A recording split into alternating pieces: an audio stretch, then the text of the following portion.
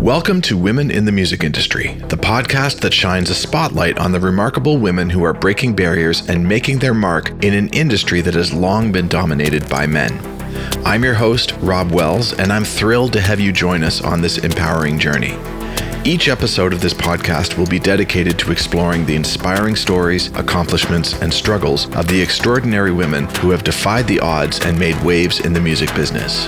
Together, we'll delve into the journeys of female artists, songwriters, producers, musicians, managers, executives, and all those who have helped play a pivotal role behind the scenes.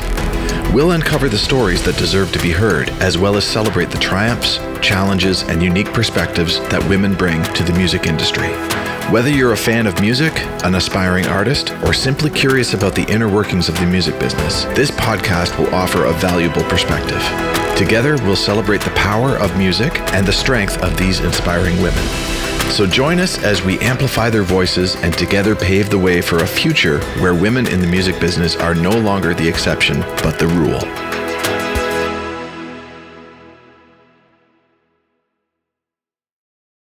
Today's podcast is sponsored by the Songwriter's Piano, an easy-to-use app for songwriters and lyricists to use when coming up with song ideas when there's no instrument around or nobody to play one. With the Songwriter's Piano, one can easily play commonly used pop songwriting chord sequences at the touch of a screen, in any key, in 3 different chord variations, all played on a gorgeously recorded grand piano.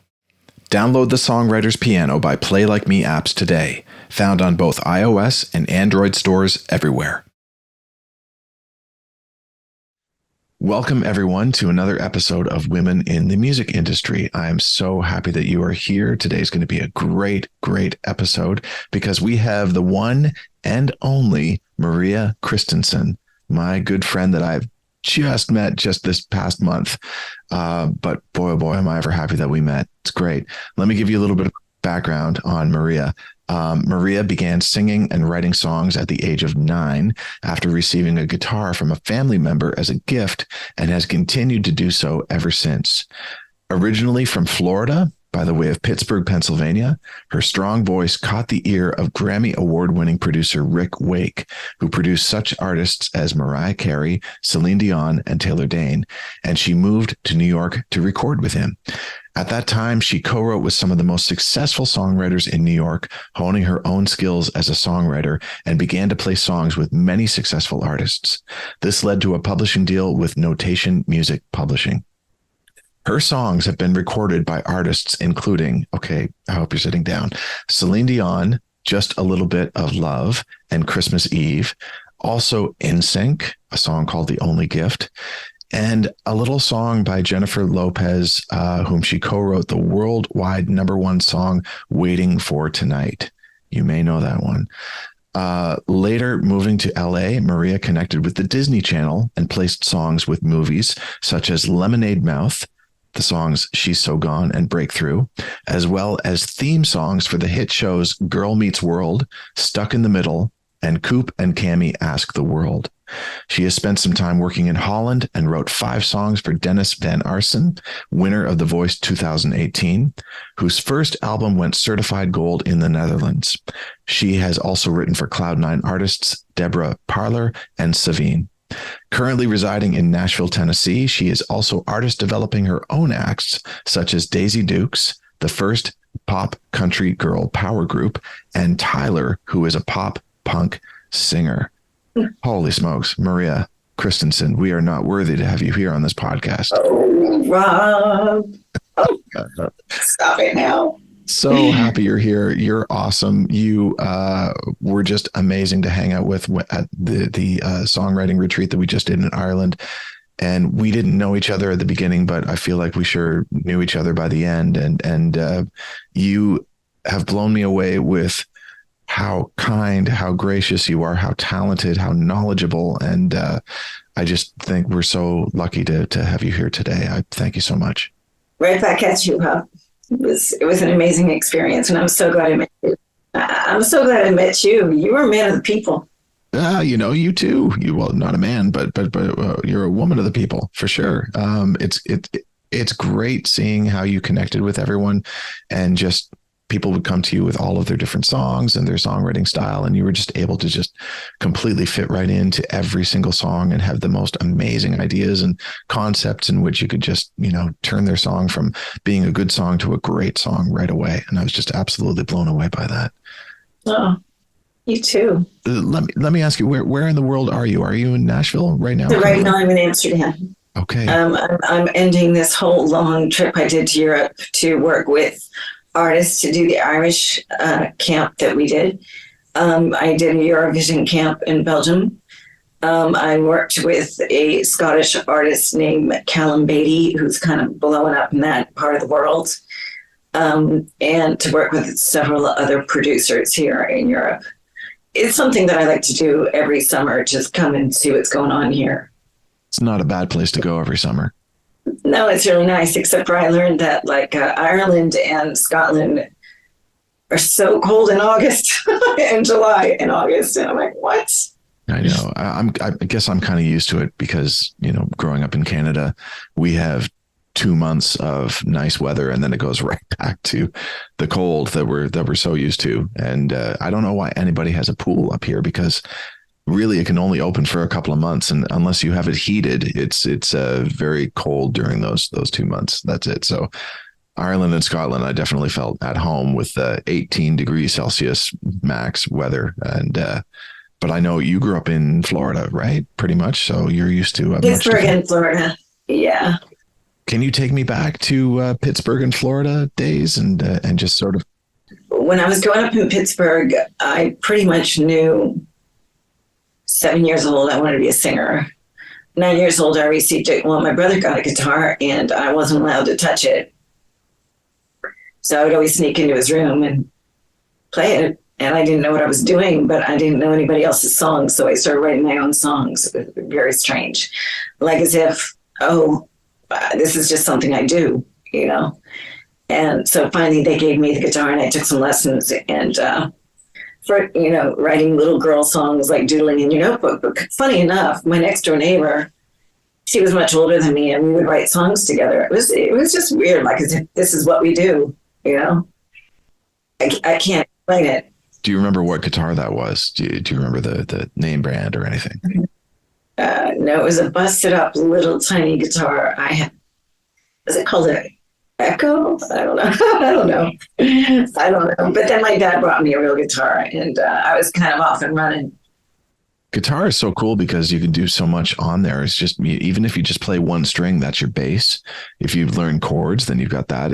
You can also treat it like a drum as well. So it's kind of like having a band all in one instrument.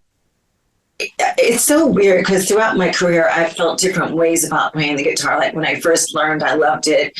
And I could write all these songs and I'd write all these songs to try to make my mother cry. That was my goal in life, to make my mom cry, to write a song that would just be so much about her or something for her birthday. And then when I got into bands, I didn't want to have anything to do with the guitar. I just wanted to sing, let everybody else take care of the background music. But then later on, when I became more of a full-time songwriter, I realized that having that little thing in my arsenal was so useful. And then I started taking some lessons because I used to get so frustrated if I was with the piano player and I'd say like, oh, not that chord, try this chord.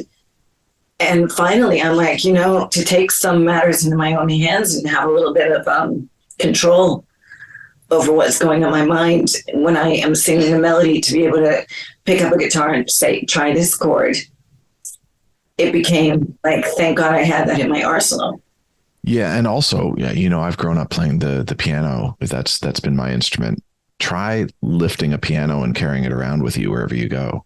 The guitar is just so nice that you can pick it up and you don't need batteries. It just, you can open it up and literally play anywhere at all. And especially if you get a small guitar or even a ukulele or anything like that, just the ability to carry that around and play whenever you want, wherever you want, and just be in control of the chords that you're coming up with. Absolutely. The more that you know of an instrument, the better off you are, I think. Well, yeah, and people are so much well versed on it, but there's freedom in being able to pick it up and go, can we try this, Mm-hmm. and kind of knowing what I'm hearing in my head and picking it out. So these songs that you were writing with your next door neighbor, did anything ever happen with any of these songs, or were they just sort of your beginning songs, and did you perform them anywhere for the rest of the No, kids in the just for neighborhood? fun. We were just kids. I was like 11. She was maybe 16. Amazing. And did you make your mother cry with any of those songs? I did. I did. I was very proud of myself. Wow. Yeah, it was So cool. and I couldn't believe it. It was like, wow. And I guess that's my first experience with watching somebody have emotion over something that I created. It's powerful, isn't it? To see somebody react to a song that you've written, that it means something to them when it came from you, who came from your concept, and then you see how it works for somebody else. To see that at such a young age is a really powerful thing. So you're still in Pittsburgh at this point. When did the move to Florida happen? The move in Florida was probably when I was about 15. And life kind of shifted because I remember, I was a cheerleader and all this, and then moved to a new school, and all of that kind of ended. Like I wasn't a cheerleader anymore, which was probably better because it wasn't good for my voice. And I just remember having this feeling like, forget school one way. I'm going to just put a band together. And we had a storage unit, and I had a band, and we used to open the storage unit and just play. Wow. Yeah, that was kind of cool. No complaints about the noise at the storage unit, I guess. No, because it was in the middle of nowhere. And then I knew, like, no, I want to sing in front of a band. That's what I want to do. Yeah. Did moving away from everything that you knew and all the friends that you had at the age of 15, did that have a big impact on you turning to music to almost? Huge. Absolutely. That was my kind of defiant move. Like, I don't feel accepted here. I'll just make my own thing, Yeah. Oh yeah. I remember those feelings. The ages of 13 to 15 can be absolutely devastating for a lot of kids. And there's a lot of people that do turn towards music because of that, because it's always there for them. It's always understanding. It allows them to get their feelings out. But you managed to find some other people in Florida to start a band with and start rehearsing out of this storage unit. Did anything ever happen with that band? Were you? Well, my reputation started to like grow a little bit, and I don't know how these people found me, but I would get these phone calls like, "Come sing in our band, come sing in this band, come sing in that band," and then did some originals, and then I realized that you could make money from singing in bands, but mostly cover bands. So I started in cover bands really. But, and that was fun in the beginning, but then I had a realization at a very young age, like, where am I going with all this? I feel like these bands need to do some original material or we're not going to go anywhere. But I really got sucked into like the local scene where everybody was making a lot of money by doing gigs. And, I got hired in a nightclub that was a house gig when I was only 18. And, and I was doing it 6 nights a week. And it's really, really fun in the beginning. And then you're like, where are we going with this? And, but looking back, I would say that I honed my skills so well in this nightclub environment, which didn't last long, but I got to see what kind of songs people loved, or what makes people dance, what makes people react to songs. And I was aware of that like the whole time I was doing those gigs. Incredible. That really is a big secret to being a very successful songwriter, I find, is just having experience of some sort of playing for people, or just seeing the way that people react to things, and what works and what doesn't work, and attention spans, and what makes people dance, what makes people cry. And the more that you dive into covers, the more you get to learn the great songs that are out there and just how they are successful, and can you apply any of that to your future songs. So you're still writing songs at this point. You're probably now writing a lot of songs, I would think, because you're now at the age of 18 and you've been writing songs. I found it hard to find people to record the songs or to be serious about it. I was having a very rough time getting people on board with what I wanted to do. A producer walked in and said he wanted to make a record with me. So I did, and it became sort of a local thing. local hit. And he put me in this little local group called Sequel. And again, very young, kind of like a popular, we became a little track act, and it had some popularity going. But I remember thinking, this is fine for now, but I really, really feel like I don't belong in Florida, that this is a limited place for me, although because previously, years before, Miami Sound Machine broke Miami open. And a lot of people were starting to do music in Miami, and there was a small scene that was doing okay.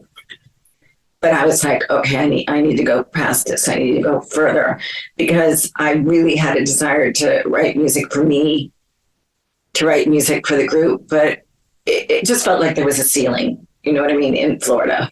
Like I couldn't go far enough, How did Rick Wake come around? Yeah, which comes to my next story.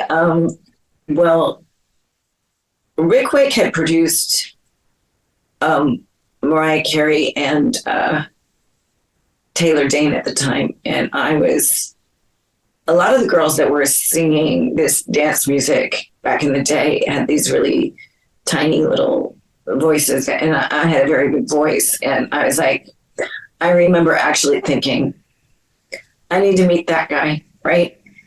So anyway, they got paid to do a remix for this little group that I was in. And one of the guys were like, hey, they're playing in New York. Why don't we go see them? And so Rick White came to see me. And so he walked up to me. He's like, do you ever think you might leave this group? And I'm like, yeah, I want to work with you, actually, Wow. It was, in the beginning, it was like, wow, things like that just kind of happened. I mean, it took years, but so then we started talking, and I flew to New York a couple times to make some demos. And then he's like, I think it's time for you to move. So I got in my little car with my little dog and took a chance, drove to New York. What age was this? How old were you moving to New York on your own? I think I was 21. It's a huge move. Yeah, it was a huge move. And so he was talking to all these labels. New York during that time was just so vibrant and filled with songwriters and singers, and the labels and everything was like, it was a different world then, But he said, as soon as you get to New York, I'm going to put you with a bunch of songwriters.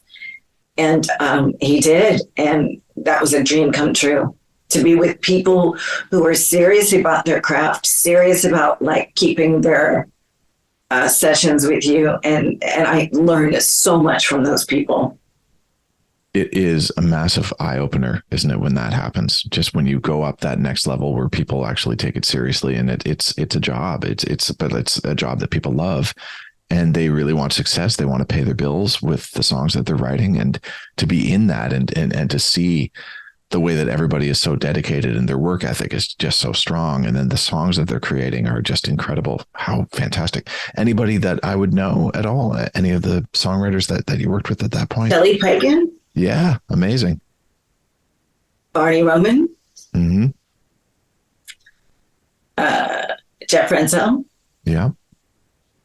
So I just remember thinking, look what they do for a living. How amazing is this, that at the end of the day, we have a song with a title and it's crafted and done well. And oh my God, I was just like a kid in a candy store to be with other like-minded people who were doing the same thing and just loving it, And they must have felt the same way about you as well. Like just thinking that here's this kid that's coming in from Florida and they're on fire, and just look at all the things that we can do together. How great. What a great thing. Well, it was weird. And I don't know if the stigma probably still exists, but if you're an artist or a singer, a lot of times you walk into a room and people will think that you can't write. You know that stigma? Yeah. So I felt like I had to prove myself over and over again. So I would try extra hard. I would always bring in ideas. I never walked in without an idea. I have that in the way that I'm Canadian. And when I would come into Really? sessions believe me, there'd be a lot of times where I'd come into a session in America, and they would think, oh, well, he's Canadian. He's probably not, well versed in the style of music that we're about to do. But usually by the end of the session, they were like, I didn't know that people from Canada could write like this. Or, it was very, very different back in the day, because people used to laugh at the fact that I was from Toronto, and trying to make a career as a songwriter, as a producer from Toronto. They just didn't see Toronto as a music center. And of course, now the world does, thanks to so many artists that have blown up out of here. But nothing's really changed. But it's just, there was always this perception that, you're coming from Toronto. It's just, let's show the kid from Toronto how we do things. And then by the end of it, it was like we were all equal. It felt interesting. But I get that, though, for sure, with the artist coming into the room. That is the perception quite a lot of the time. A lot of the time. And sometimes it's true, now that I work with artists, but they were always a viable part of the process, because they're telling their story usually. But I wanted to be a songwriter. So when I walked into the room, I wanted to have ideas and concepts and melodies, so that it was like a big desire of me to be of mine, that you're not just writing for me, you're writing with me for me. And at that time I was signed to Atlantic Records, and everybody wanted to write with me. And that was an amazing time. Looking back now, I'm like, wow, how fortunate was I, to be working with all the big songwriters in New York. Not everybody comes through that way. People take courses, and people work very hard and go to like seminars and retreats like we did. I just was very fortunate to have the world just kind of open up to me in that way. Well, having Rick Wake on your side and right. Opening up these doors, that's amazing. That's absolutely right. Incredible. That's exactly what it was. Did you put out any solo albums with Atlantic then? I did put out a solo album. It was a beautiful album, and I really loved it. The president of the label got fired as soon as it was done. So what happens with that is that, who picks up the baton and runs with it? You know what I mean? And I was pretty devastated, because eventually we left, Did you go back to Florida, or you stayed in New York? No. I was staying in New York. That was it. No, there was no going back. But it was very humbling, because I ended up getting a publishing deal, because a song on that record went to Celine Dion. So how did that happen? Can you tell me that story? Well, Rick was producing Celine at the time, so he's like, she needs a dance song, and she chose mine, which is crazy, because I think that was my second cut in my whole life. Wow. Yeah, that's just crazy. Which album did that come out on of Celine's? It was called Let's Talk About Love. Yeah. Yeah. So that's just crazy when I think back at it, because this whole series of events was about being at the right place at the right time with the right song. Do you know what I mean? I do, but I see you as being such a driven person in your personality and your life, and just that's a great thing. But being that type of personality, I think, puts you in the right place at the right time multiple times. There's a lot of bad things that happen too, but it's just, if you're out there and you're constantly networking and pushing, yourself out there and getting in meetings with people and writing and being a good person and delivering the goods, you will be at the right place at the right time multiple times. And that's clearly what has happened with you. Thanks. But also, people around me were doing well. And I was like, if they're doing well, then I'm going to do well.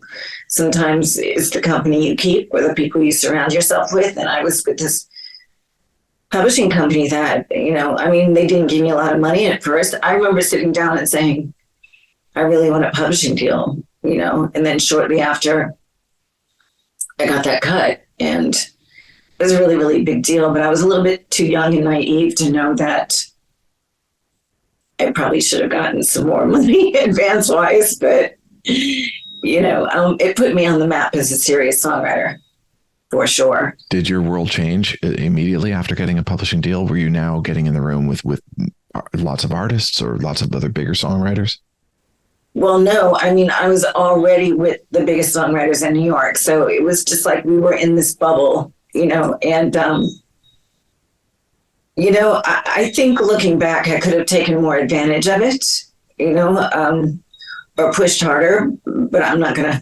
But, I just continued doing what I was doing, just writing great songs, Mm-hmm. and I was like, okay, I'm a songwriter now. And it was funny because I was disappointed by being an artist and then not being an artist anymore. And so I was like, that's it. I'm a songwriter. I can go under the radar. I can do this. And then Rick came to me and said, I want you to be an artist again. And I was like, I didn't want to do it. So anyway, I didn't want to do the artist thing anymore. And then he talked me into recording the single, which is really good because this is a very serendipitous story. And so it was funny because it was my third record deal. And I said, I don't want to be a solo artist on this project. So I gave it the name Third Party because it was my third record deal. And I wanted to be a third party to it, which is a really good name for a dance group. Amazing. So we got two girls. One was a singer, one was a dancer. And so anyway, the song, Can You Feel It, started going up the charts and was getting played whenever the Yankees would hit a home run or whatever. So he's like, hurry up, you got to go in, you got to record more songs. We need more dance songs. We got to hurry up and make an album because A&M wanted to sign it. And so we did, and the second song I wrote for Third Party was Waiting for Tonight. Oh, you can't just glance over that really quickly. You got to tell me about the story of writing Waiting for Tonight. How did that all come into place? Well, I knew that I had to write a bunch of dance songs to go onto the Third Party album. So I walked in the room and there was a guy named Michael Garvin, and we're still friends, who was from Nashville at the time. Mm-hmm. Talk about perception. I was like, what? You're from Nashville? You're supposed to be writing country. Yeah. You can't write a dance song. You should never push your perceptions on people because look what happened, right? So, and then there was another guy named Phil Temple, and he was there, and Michael asked him to stay. And I was like, bet he thinks I can't write, right? That was, anyway. So Phil was kind of in and out of the room and whatever. And so I was like, okay, Michael, let's write a dance song. And I just remember we put the beat down and I told him to pick 4 chords and we have to say something about the night and give it a whoa, whoa. And that's all I remember about it. But your experience of seeing audiences and what makes them dance, all of that, I think, went into the writing of Waiting for Tonight. How can you craft a song that will make people feel good at the club and want to get up? And yeah, I knew it had to be something hopeful and euphoric and fun. The interesting thing is that my group never turned it into a single, although we would sing it live. But it was a deep album cut, I guess, on there. Yeah. Wow, isn't that something? So it actually did get released with your group on an album. And because I know that there's a lot of artists these days that won't cut a song if it's already been released with somebody else. So how did that happen? Where Jennifer Lopez? I'm sorry if we're moving ahead too far, but just if we could continue. Oh, it's okay. So then what happened was Rick was really good at recycling songs that he loved. So I was signed to his, publishing company. So what he would do is whenever he got the chance to produce an artist, and he was producing a lot of big artists. So he had a chance to produce Jennifer Lopez. And at the time she was an actress, and a lot of actresses would want to be singers and kind of wouldn't work. But something told me this was going to work because she had played Selena. So he came to me and said, I want her to do this song. How do you feel about it? And I was like, absolutely, please, because Third Party was already over. And she recorded it. And then I heard rumblings of it being a single. And it did. So, second single on the album, and it was life changing for me, in every way you could think. Tell me about the first time you heard it. Where were you when you heard it for the first time, her version? I heard it on the radio in my house. It was crazy. I remember when they told me it was a single, I just knew it was going to do well. And I heard it on the radio in my house, and I was like, what?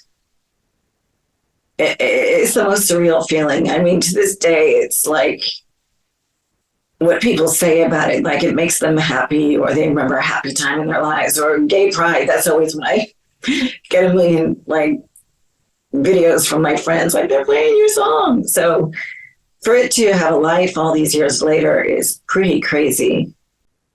It is the ultimate feel good song. It's just, it doesn't matter what mood you're in. When you hear that song, it's instantly mood changing and just makes people feel good, makes them feel like getting up and moving. It just puts positivity out there into the world. And just, that must be such a cool feeling just to know that your song. It is a very cool feeling. And, I always just thought, it's just a little dance song, but people feel very deeply about it. Especially the gay community, they always come up and go, you have no idea what that song means to me. When I'm dancing to it, it just makes me feel like it's my anthem. It's my song, it's my thing. I was so grateful for that. When you wrote it with Michael, did you know at that time, did you think that's a really special song that deserves to be out there in the world? No. I knew it was a good song.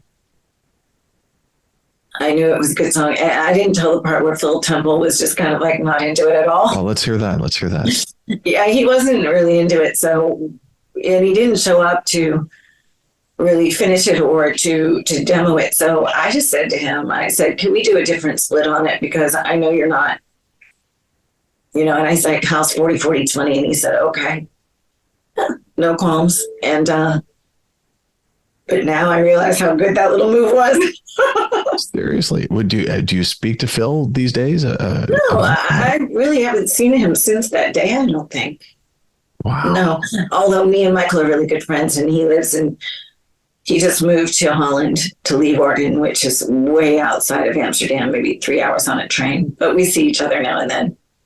Wow. What is it about Holland and the both of you? There must be something in the water that's attracting you there. I have no idea. I started coming here because the Amsterdam dance event. They have that every year. Yeah. So I started making friends and making connections. So I started coming out here once a year. Wow. Amazing.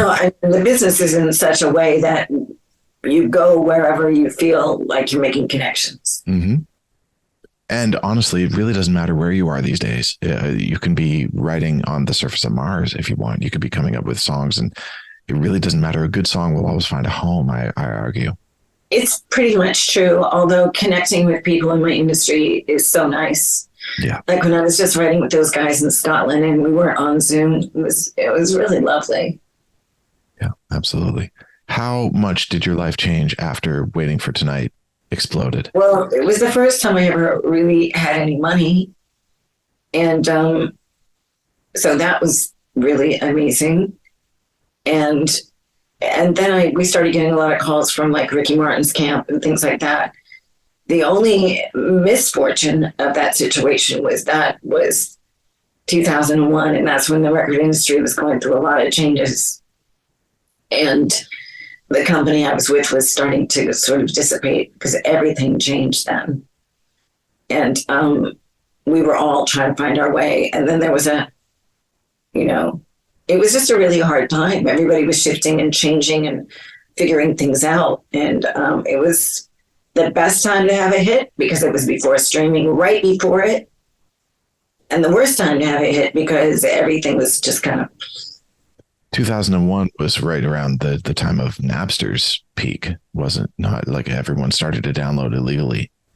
Yes. And that started to change everything about our business. And we all had to restructure and refocus and redo everything at a time where now if that hit was written, let's say 5 years before, I probably would have had a 5 year stretch of doing,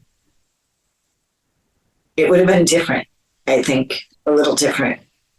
Everybody wouldn't have been in this panic mode, kind of like everybody kind of was at that moment. But it's interesting. I've only known that world because I got into the music world around 2003. And I've never known the good old days of CD sales and album sales into the millions and millions. I've only known this world of struggling with streaming and all that. But I think that things are coming around in a nice way. I think that there's a lot of opportunity these days in which to make an income with music. Well, it took time for everybody to figure out, and which brings me up to my next move, which was when I moved to LA, because a lot of people were moving to LA at that time, probably around 2008 or whatever. And I realized that there was money in writing for movies and television. So I kind of shifted into that focus because movies and television, well, TV mostly, they have cue sheets and you get paid from the cue sheet and how much it plays. It's not like streaming where we don't make much at all from streaming, and it's more of an exact science kind of, So when I moved to LA, I wrote a song with our friend Treater, and it got in a movie called Lemonade Mouth. And as soon as that door opened, kind of walked through that door to start working with Disney and making a connection out there. But it's an interesting thing. Let me roll back.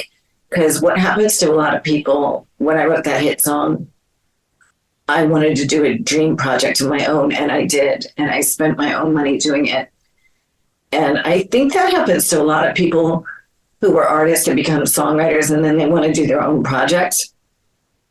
And I focused on that for a couple of years, which in hindsight, I probably should have focused more on the songwriting that I was having momentum with. But like I said, there was also such a shift in the industry that it was, I don't know. It's hard to say. What's Disney like to work for as a company? They're great. We worked with a guy named Steve Vincent, really such a great advocate for, he loves songwriters and he loves artists, and he treated us really fairly, really cool. Like, this guy would always listen to the songs you submitted, and would always let you know if he thought that you were getting close to getting the project. You're pitching, so you're pitching against a lot of people. I can't say enough good things about Steve Vincent. I think he was the right guy for the right job and does a great job. He's a lovely person. I've met with him 2 or 3 times and just always had nothing but great vibes and just, very honest but just a kind honesty, which is always nice. Never makes you feel bad when you go to have a visit with Steve. Yeah, he's a great guy. The coolest thing that happened when I met Steve and walked through the door, I would meet with him now and then, and I played him a song, and he's like, I love this. And they used it for Ali and AJ and ended up doing a whole episode centered around that song, which was so crazy. Wow. Yeah, that was really cool. Another sweetheart that I loved, who is no longer with us, is John Lind. I don't know if you've ever worked with him. I remember his name, yeah, but I never met him. The loveliest person at Hollywood Records. And the coolest part about where he worked with Disney was that the building that Hollywood Records was in was called the Ink and Paint building. So it was the old building where a lot of the artists would create the backgrounds for all of the animated movies, Disney movies from the 50s, 60s, 70s, all of that. And one time, John, coolest thing, this has nothing to do with music, but he said, listen, I'm going to take you down to the basement. Trust me. I'm going to show you this really cool hallway. And it was a hallway that connected underground, the Ink and Paint building, to the main building, just in case it was raining in LA. They had this hallway built underneath where the artists would take their works and bring them across from one building to the other so they wouldn't get wet. And what the artist had done is, in this whole entire hallway, was it painted these amazing murals that are just like no one will ever see. And John was like just the coolest person to take me down there and give me a tour of that little world. And just, these are the people that you get to meet in the industry, that they're not all, crazy and mean spirited. There's a lot of lovely people like Steve. That story made me want to cry because you do find yourself in the strangest places. I remember watching that movie about the guys who wrote for Mary Poppins. Yes. The Berman brothers. No, not Berman. I forget their names, but, as I was watching that movie and I'm watching them write for Disney, I'm like, wow, kind of in the same company of these people, mm-hmm. Not company. I don't mean Disney. I mean, tradition, in the same tradition of like, you're writing songs that people are going to grow up with and they're going to remember. And that's what happened with some of the theme songs that I was a part of. Some of these kids now can sing them back to me, or they remember them, and it's very touching. That's incredible. That you're a part of somebody's childhood through a song, Now, have you always been singing your own demos? I used to, and then I had something happen to my voice. So and you can hear it just a little bit. I developed a tremor about 5 years ago. So I don't sing as much as I used to. As a matter of fact, I hardly sing at all, but it's gotten better. How did this come about? How did this Nobody knows. Nobody knows. All of a sudden, or was it slowly coming? Or it slowly was coming, and at first I was afraid I might have Parkinson's or something because it's a tremor and a shake. But it's actually gotten better, so I have hope that it could just repair itself and leave as fast as it came. I mean, that's absolutely hope and pray that it comes devastating. Huh? It was completely devastating and made me dive deeper into being a songwriter. That I can't imagine all of a sudden losing the ability to use my hands, for example, to play the piano. That would not kill me, but just yes, it's very tough. But it's been a couple of years now, and my voice was way worse before. Like I wouldn't even agree to do this interview. It was so bad. Wow. Well, I'm so thankful you were able to do this interview, and I'm thankful that it's getting better for you.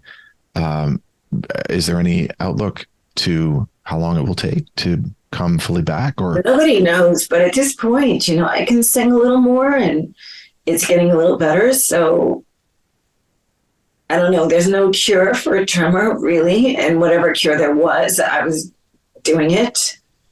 They want to put Botox in your vocal cords and stuff. No, that doesn't work, and it's not good for you. Wow. So anyway, it was very devastating. Yes, but I'm grateful for what I have, and that's my ability to write songs. So I just expanded on what I do have.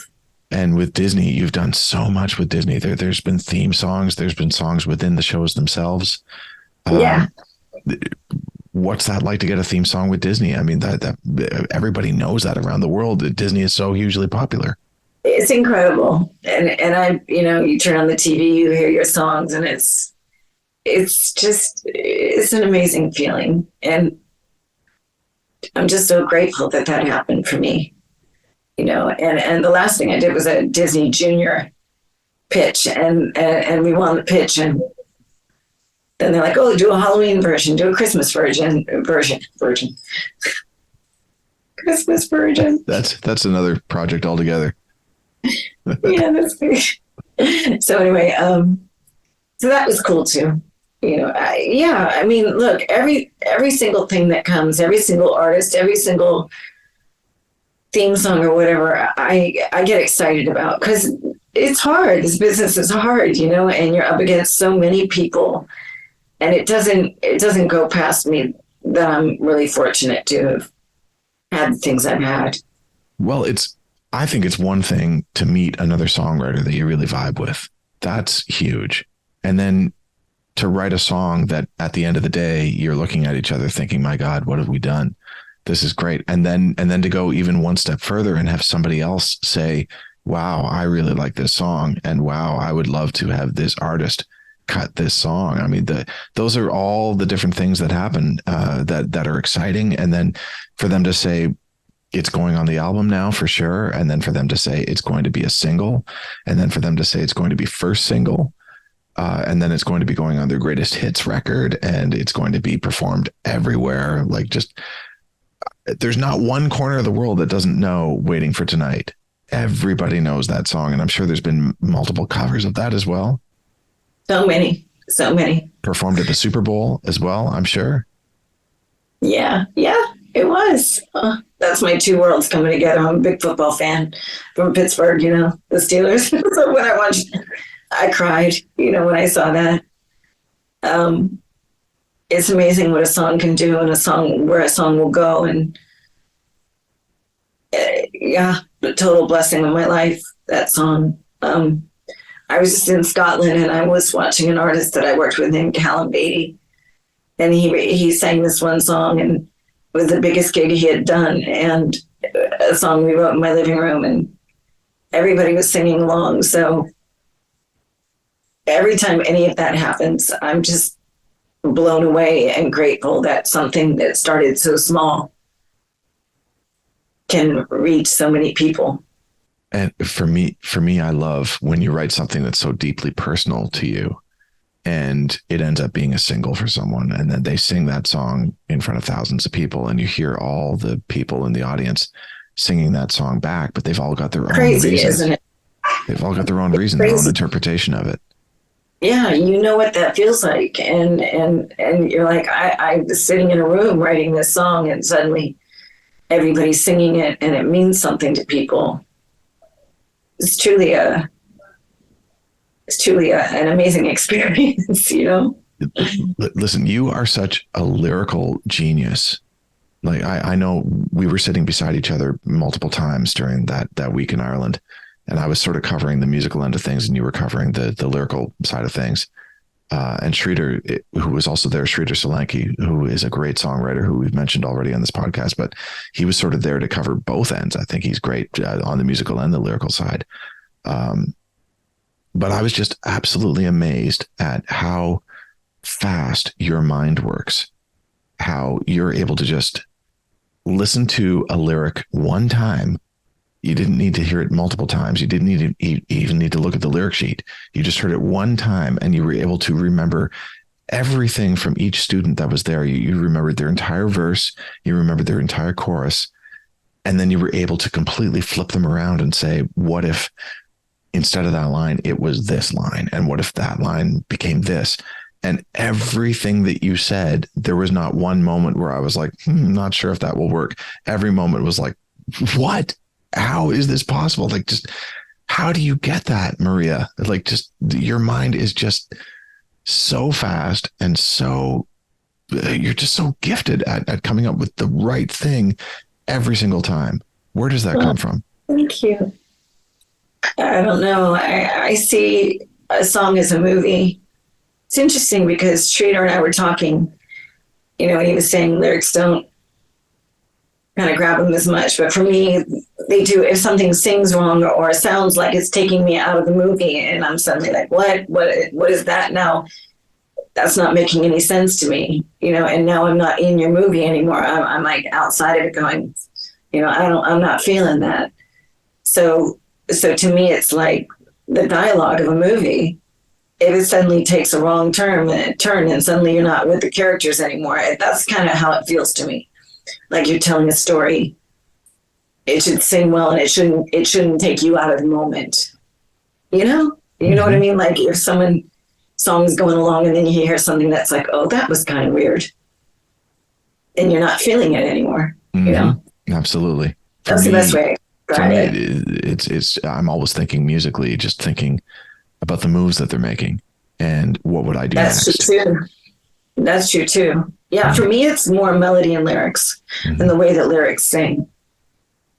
When you hear a track, when you hear an instrumental track, do you get the emotion from that track? Does it tell you what to write over top of that? Yeah, it does. It does always. For sure. Amazing. listen, I know your time is limited, so I'll try to wrap this up as quickly as possible. Just a couple more things that I'd love to know. If somebody wants to be the next Maria Christensen, what sort of personality traits should they have? What would you hope to see in the next group of female songwriters that's coming up? I think just be likable, be a team player, believe in yourself without having big ego.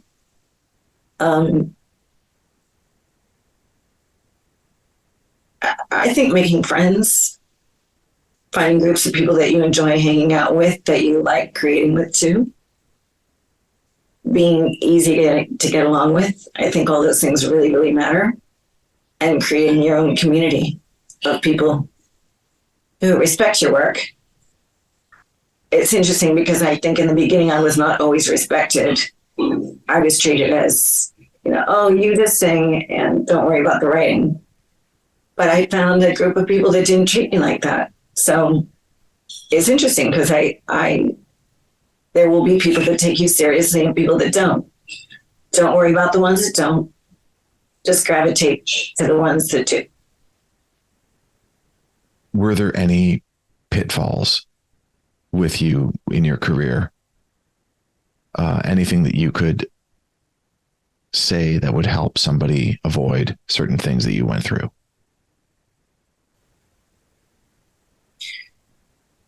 I was very fortunate to have people who were kind and looking out for me. So I can't say that I had any really bad traumatic experiences in this business. I was very fortunate. I think when I look back at that, I was like, is it the way I was carrying myself? Is it that my mom is always praying for me? I don't know.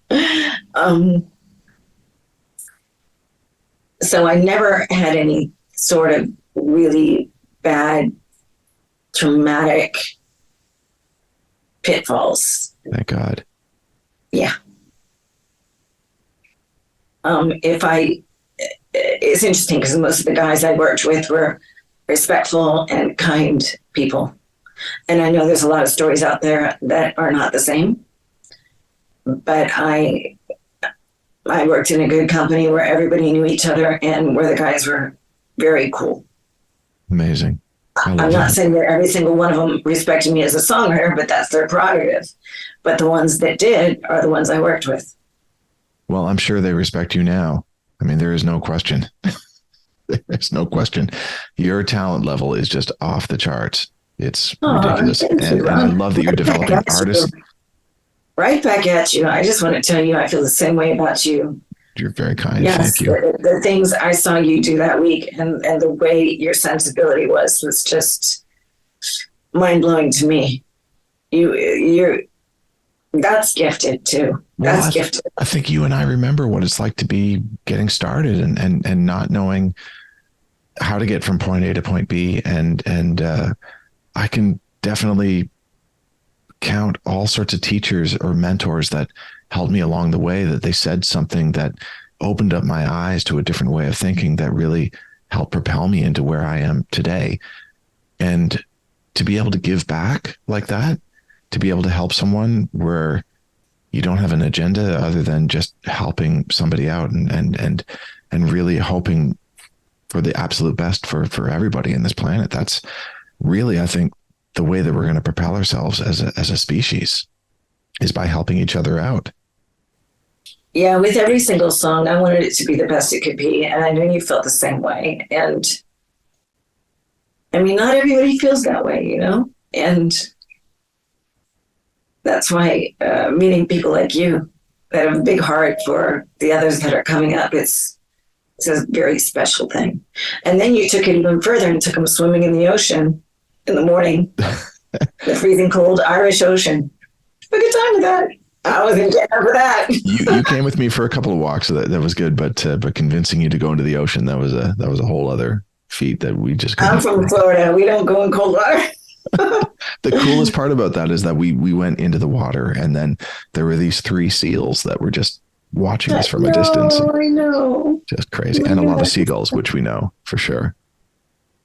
Yeah. For sure. Maria, from the bottom of my heart, thank you so much for being a part of this. And I just have enjoyed every single word that you've said, and hearing about your story and getting to know you a little bit more has been absolutely wonderful. Thank you so much.